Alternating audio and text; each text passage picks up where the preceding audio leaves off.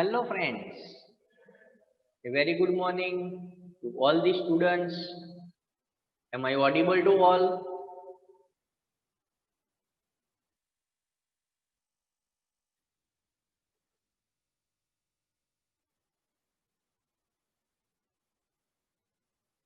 Okay, fine. Thank you for your responses in the chat box. So friends, you are aware that we are discussing the interesting chapter and one of the easiest chapter of basic mechanical engineering. The chapter name that is the pumps. In the previous lectures, we have discussed several concepts related to the pumps. We have understood the different types of the reciprocating pumps. Also, we have understood the concepts of the centrifugal pumps, the types of the centrifugal pumps, and finally, we have understood the concept of the prime. Let us proceed further and understand some more interesting points related to the pumps. So these are the contents which I am going to discuss in this lecture. Firstly, we will be understanding the basic concepts about the rotary pumps. Then we will be understanding the different types of the rotary pumps. And finally, we will be solving two numericals of the pumps. So let us start with the discussion. Rotary pumps are the type of the positive displacement pump. Dear friends, if you remember in the classification of the pumps, the first classification that was the positive displacement pump. And in that pump, we have understood that because of the positive displacement or the real displacement of a mechanical element, the pumping action takes place and finally the liquid is transferred from one place to the another place. If we consider the classification of the positive displacement pumps, these pumps are classified on the basis of the real displacement. The positive displacement pumps are divided into two types such as the reciprocating pumps and the rotary pumps. In the reciprocating pumps, we have understood that because of the reciprocating movement of the piston or the plunger, the pumping action takes place and finally the liquid is transferred from one place to the another place. But now when we consider the rotary pumps, in this pump, the pumping will be taking place by means of the rotation of the mechanical elements. In the rotary pumps, it consists of a fixed casing with a rotor which may be in the form of gears, screws, lobes, vanes, etc. So these are the different mechanical components which are used in the rotary pumps, and by the rotation of these mechanical components, the pumping action will be taking place. The next point of the rotary pump is the most important point, that's why it is highlighted. The rotary pumps are suitable for pumping the viscous liquids. Some of the viscous liquids, the examples are the vegetable oil, the lubricating oil, the alcohol, grease, etc. Dear friends, remember the viscous liquids are those liquids which are having a higher frictional resistance between the surfaces through which it is flowing. And the rotary pumps are mainly used for transferring the viscous liquids. Remember friends, for transferring the water, we are using the reciprocating pumps and the centrifugal pumps. But for transferring the viscous liquids such as the vegetable oil, lubricating oil, alcohol, etc., we are only using the rotary pumps. Dear students, is this concept clear to all? Because I have observed majority of the students while discussing the rotary pumps, they are writing down that the rotary pumps is used for transferring the water. It is completely a wrong statement. The rotary pumps are suitable for transferring the pumping the viscous liquids. Remember this term viscous liquids in case of the rotary pumps. Dear students, it is clear to all. Because of the importance of this statement, I have intentionally highlighted this statement of the rotary pumps. Okay, thank you all for your answers in the chat box. Let us proceed further and understand the classification of the rotary pump. The rotary pumps are mainly classified according to the rotating element which is provided in the fixed casing. There are three types of the rotary pumps. They are the gear pump, the screw pump, as well as the main pump. Now we will be understanding in detail these three types of the pumps. So the first type of the pump and the simplest type of the pump, that is the gear pump. In this pump we are observing there are two gears which are housed in the casing. Both the gears are having the external contact with one another. Hence, they are considered to be in the external meshing. Since the gears are in the external meshing, their direction of rotation is opposite to one another. One of the gear, that is this below gear, is considered as the driver gear. It is rotating in the anti-clockwise direction. Therefore, the another gear, that is the follower gear, is rotating in the clockwise direction. Dear friends, perfectly understand this point. Whenever the gears are in the external meshing, the rotation of both the gears are opposite to one another. So friends, the gears are housed in the casing. From one side, the casing is open, so that is the inlet conditions from where the viscous liquid will be entering. And exactly on the opposite side, there is the outlet conditions from where the viscous liquid will be leaving out of the pump. Let us understand the gear pump in some more depth. So this is a good image showing the concept of the gear pump. The top gear, that is the drive gear, the shaft of this gear is connected to the motor. Both the gears are surrounded or housed in the casing.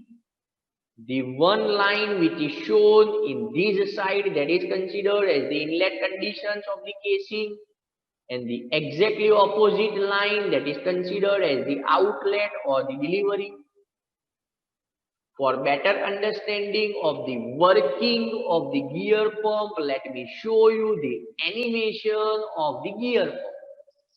So as you are observing in the animation, this is the inlet conditions of the pump and this is the outlet conditions.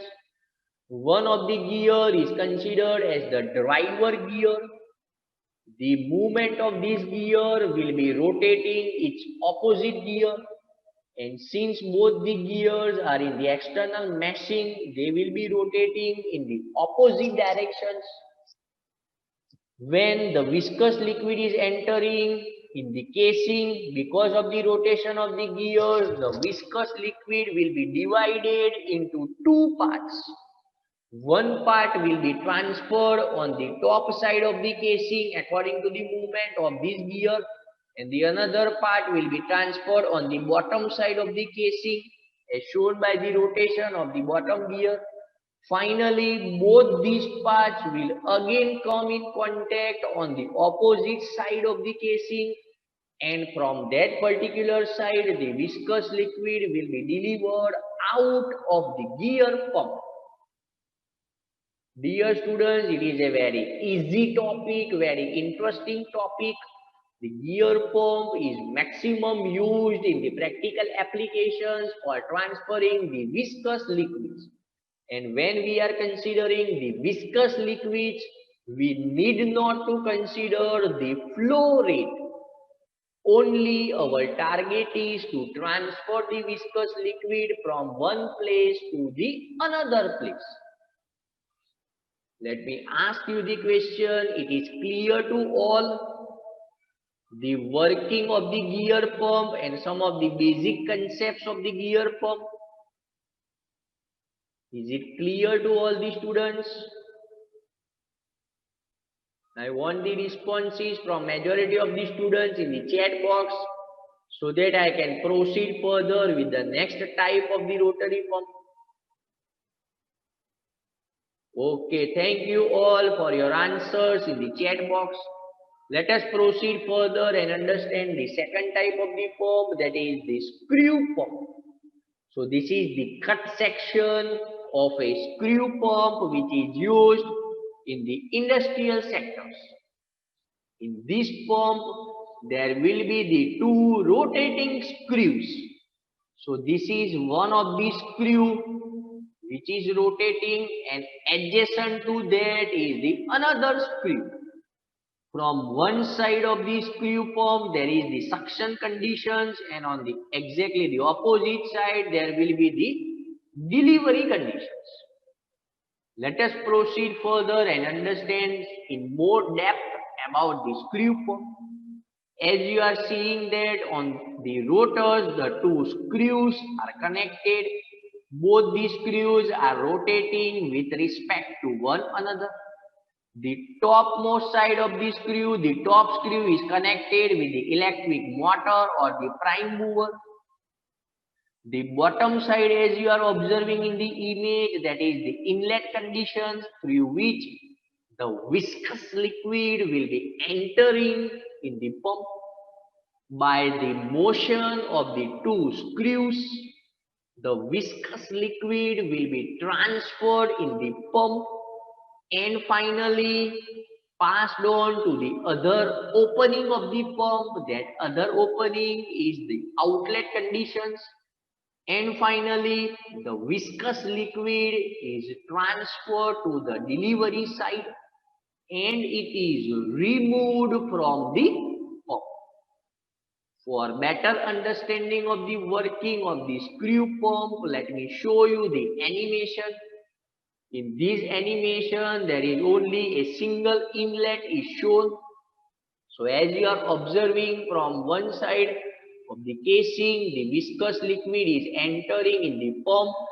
The viscous liquid is trapped in the threads of the screws and it is transferred in the forward direction, in the longitudinal direction. And finally, at the other side of the casing, the liquid will be collected, and from that other side, that is the discharge side, the viscous liquid will be removed out of the screw pump. Remember friends, the important point of difference between the gear pump and the screw pump is in the gear pump, the viscous liquid is distributed into two parts. Then it is transferred into the casing and finally both these parts are combined on the discharge side. But when we consider the screw pump, the liquid always transfers in the horizontal direction, in the longitudinal direction. There is no separation of the liquid in this case because the screws are having the cycloidal pattern, and because of the cycloidal threads on the screws, they will be producing the cycloidal motion. Therefore, the viscous liquid will be transferring only in the longitudinal direction. Is it clear to all the students? The concept about the screw pump and what is the main technical difference between the gear pump and the screw pump?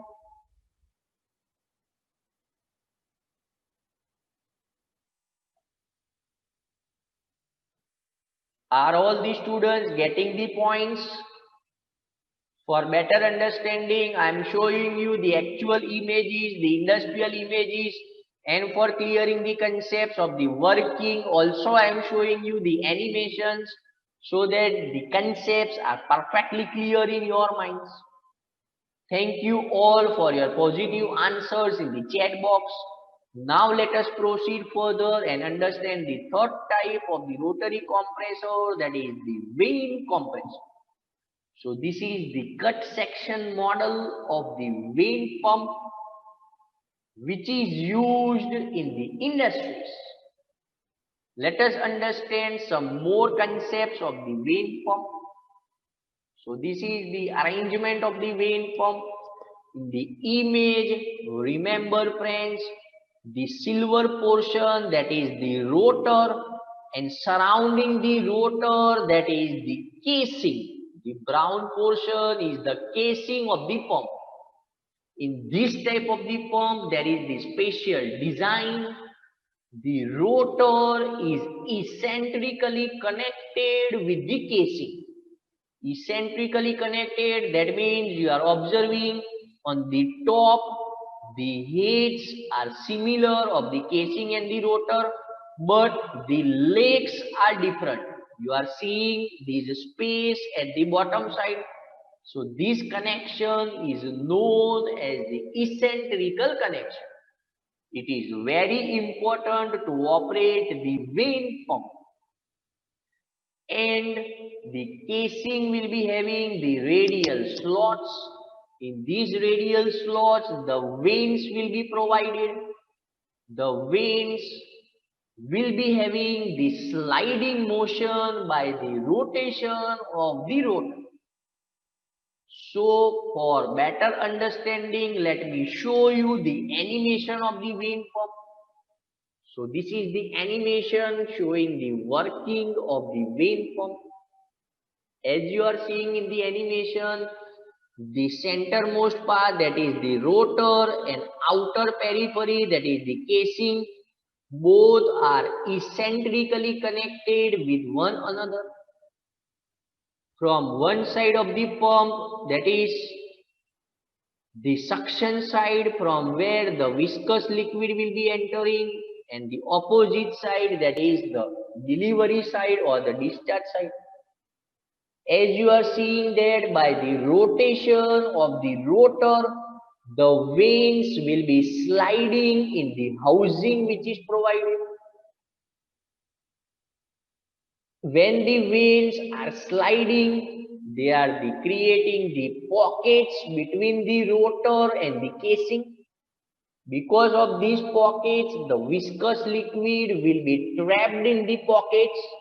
Then the viscous liquid will be transferred in the casing, and finally transferred to the opposite side, that is the discharge side. And from the delivery side, again the viscous liquid is removed out of the pump. Dear students, let me ask you, are you perfectly understanding the concept of the vane pump? Because it is somewhat typical to understand. The understanding of the gear and the screw pump is very easy. You can understand this perfectly. But in case of the vane pump, there are several complicated points to be remembered. Let me again discuss this point so that the concept is perfectly clear. In the vane pump, the rotor and the casing are eccentrically connected with one another. The rotor will be having the sliding vanes. The vanes will be sliding in the radial slots which are provided in the rotor. So, from one side of the casing, there is the suction side, and on the opposite side, there is the delivery side. As the rotor is rotating, there is the sliding of the vanes takes place. When the vane is coming on this side, the sliding is started. The pockets which are developed between the rotor and the casing, the viscous liquid is collected in these pockets. And finally, the viscous liquid by the movement of the vanes is transferred on the other side of the casing, and from this side the liquid is delivered out of the vane pump. Remember friends, the most important point for the rotary pumps, I am telling once again, these pumps are only used for transferring the viscous liquids. They are not used for transferring the water. And in the rotary pumps, we are not considering the flow rates. We are only considering the transfer of the viscous liquids from one place to the another place. Some of the examples of the viscous liquids are the vegetable oil, the lubricating oil, the grease, etc. So friends, let me ask you, have you perfectly understood the basics of the rotary pumps and the three different types of the rotary pumps? The three different types of the rotary pumps which we have understood, that were the gear pump, the screw pump and the vane pump. If you have understood these concepts perfectly, I want your responses in the chat box so that I can proceed further for the discussion of the numericals of the pump.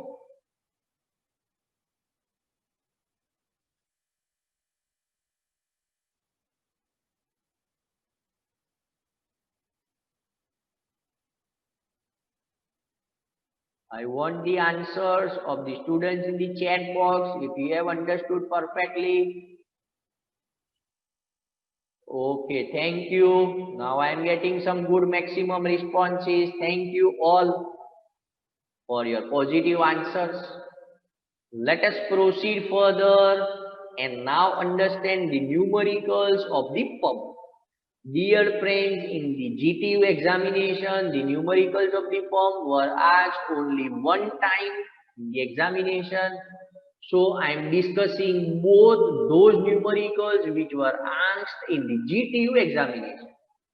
So that if in your paper also the numericals are asked from the pump, then you are easily able to attempt those numerical of the pump, get the correct answers and score the full marks. So the first numerical of the pump states that the centrifugal pump handles the water and drives by the motor which consumes 32 kilowatt. The pump is running at 2000 RPM. The motor efficiency is 92%. The height of the pump axis from the sump water surface is 6 meter and produces a delivery head of 24 meter. The discharge rate of the water is 260 meter cube per hour. Calculate the efficiency of the pump. So friends, according to our standard practice of the presentation of the numerical, the solution, then writing down step number 1, given data. First we are given the centrifugal pump. The input power to the motor is given. The motor consumes the power, that is the input power, that is 32 kilowatt. Converting the kilowatt into watt. The pump speed is given, so capital N is equal to 2000 RPM. The motor efficiency is given, that is eta motor is equal to 92%, so that is 0.92. The height of the pump axis from the sump water surface, that is nothing but the suction head HS, that is given 6 meter.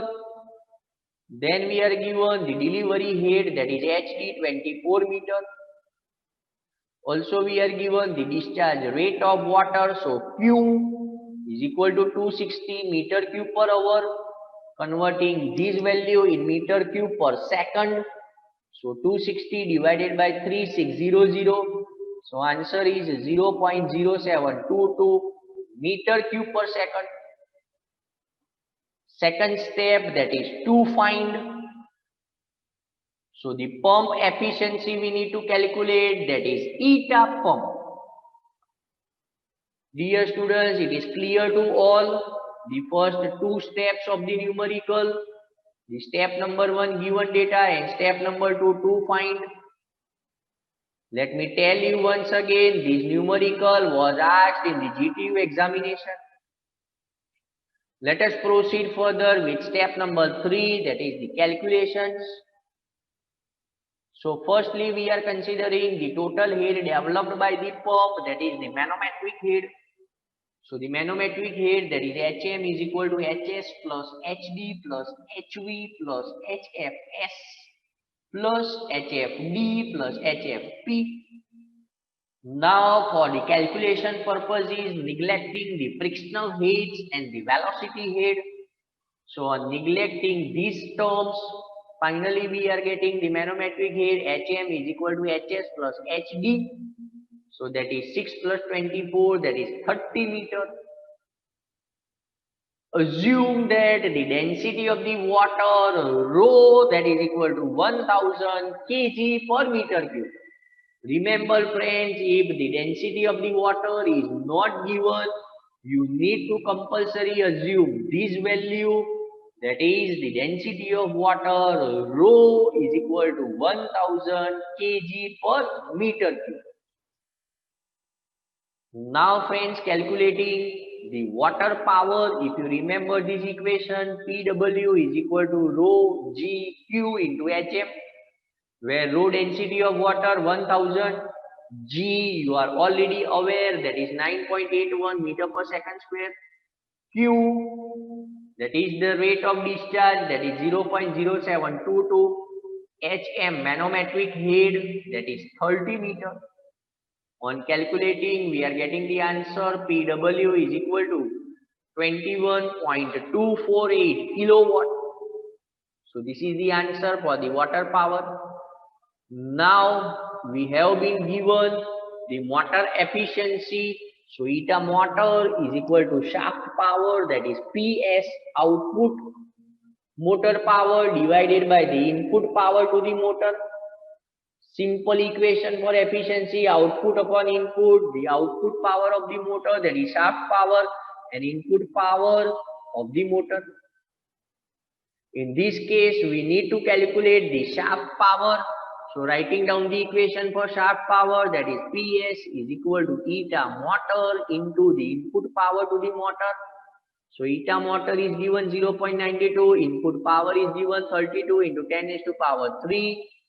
Substituting the values, calculating, we are getting the answer, that is PS, the shaft power, that is 29.44 kilowatt.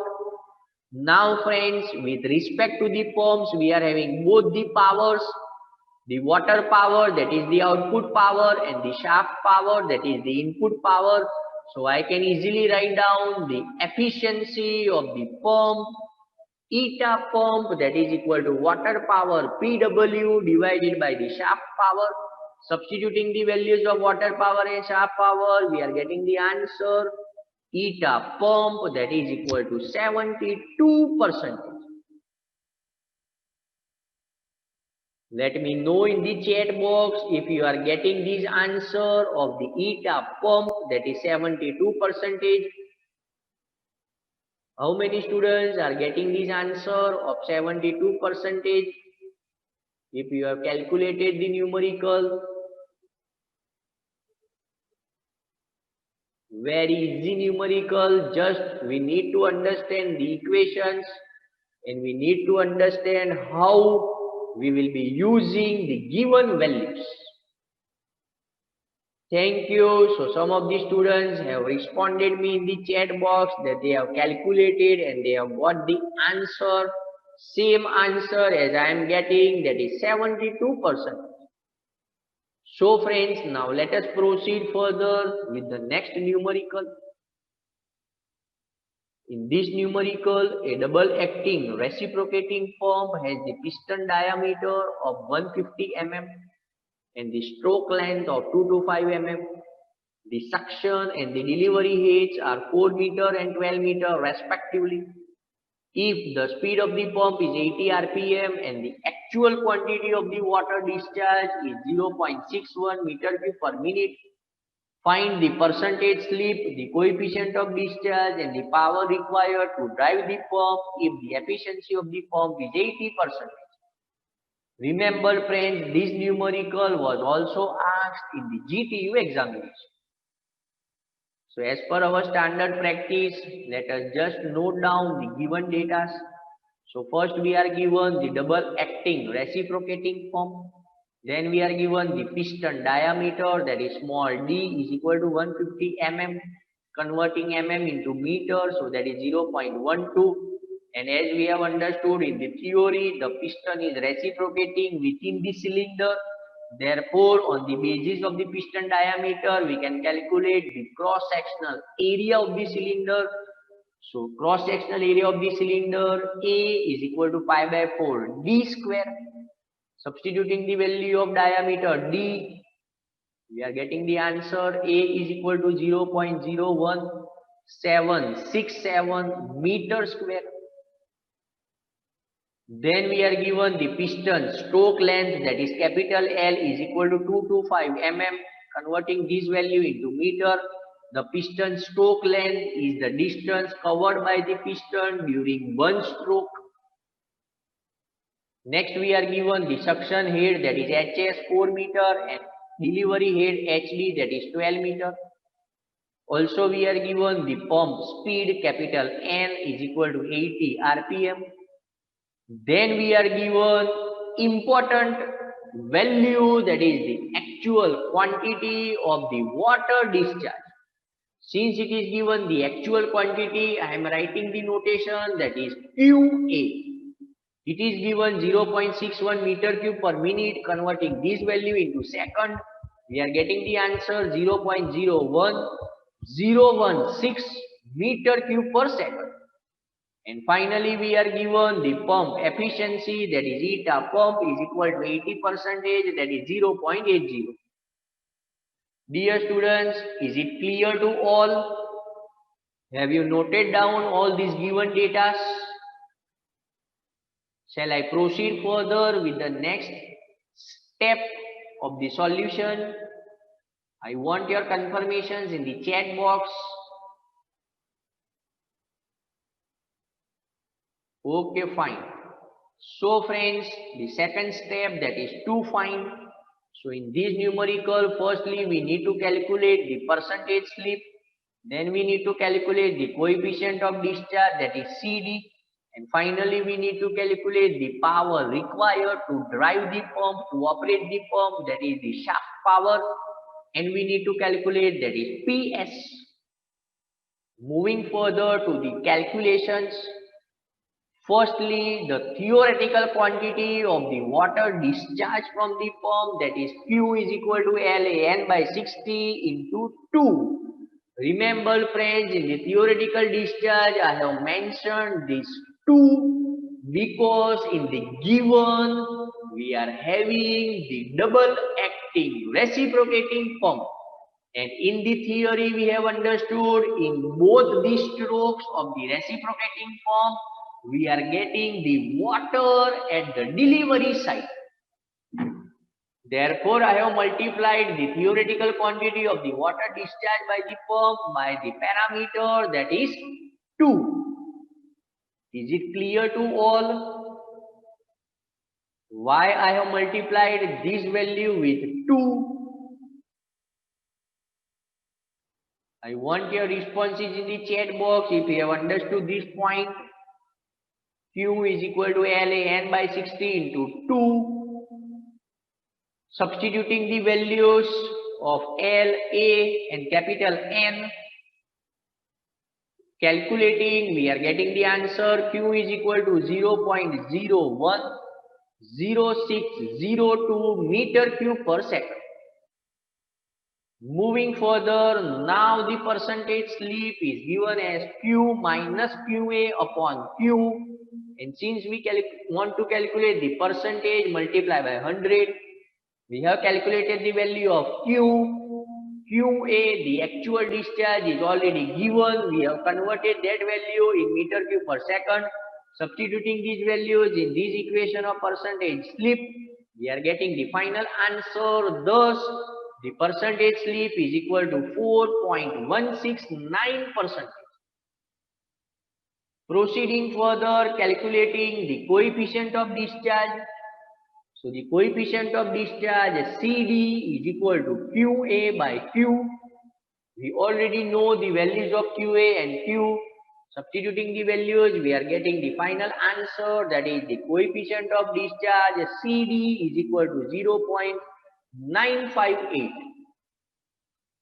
Let me know in the chat box if you are getting these answers of the percentage slip and the coefficient of discharge.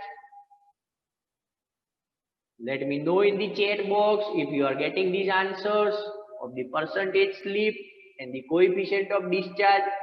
Remember friends, the coefficient of discharge is the ratio of the discharges. Hence, there is no unit of the coefficient of discharge. Okay, so I am getting some responses in the chat box from the students that they have calculated and getting the answers. Let us proceed further with the last parameter which we need to calculate. Firstly, considering the total head developed by the pump, that is the manometric head, HM is equal to HS plus HD plus HV plus HFS plus HFD plus HFP. Neglecting the frictional heads and the velocity head, HM is equal to HS plus HD. Substituting the value of HS and HD, we are getting HM, that is equal to 60 meter. Again, assuming the density of water, that is rho, is equal to 1000 kg per meter cube. Calculating the water power, PW is equal to rho G QA into HM. Remember friends, in this case, we need to consider the actual discharge which is given in the numerical, because we need to calculate the water power, the actual output of the pump.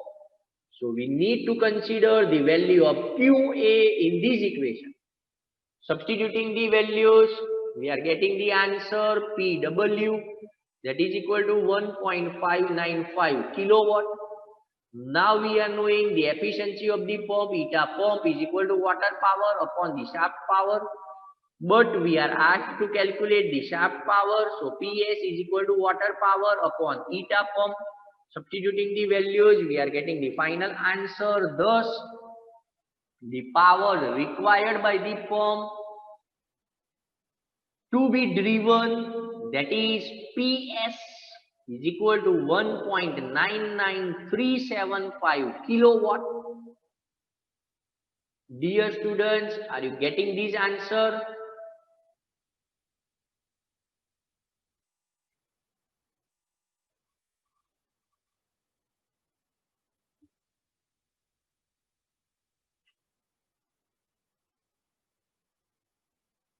Okay, so with this, I'm completing today's session. Thank you for watching today's lecture. See you in the next lecture. Have a nice day.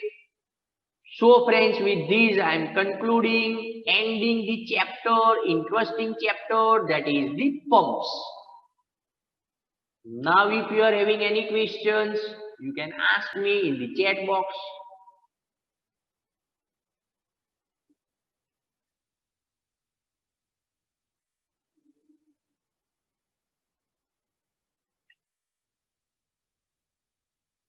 Any student want to ask me any questions of the topics which we have discussed?